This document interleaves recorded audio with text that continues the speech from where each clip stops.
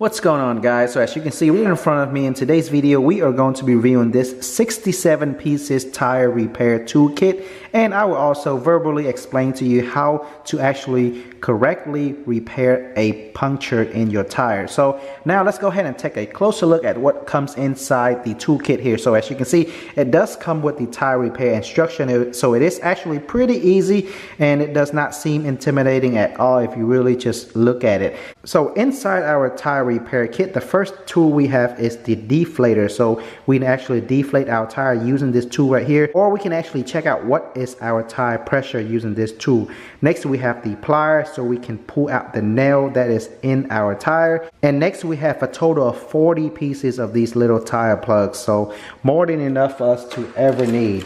We have this T-handle two-piece for us to insert the plug into the tire, a T-handle probe for us to smooth down the hole after we got the nail out of the tire. We can simply smooth down the hole by inserting this into the hole and then moving it up and down for a couple of times for the puncture to be smooth.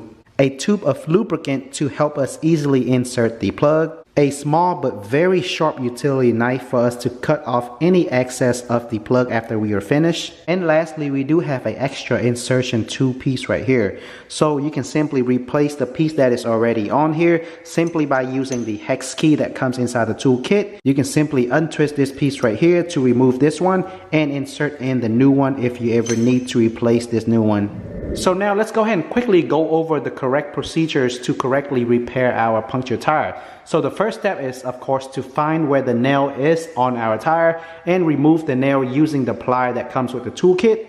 Second step is to use the probe, also comes inside the kit, to smooth out the hole by inserting in the probe and move it up and down for a couple of times.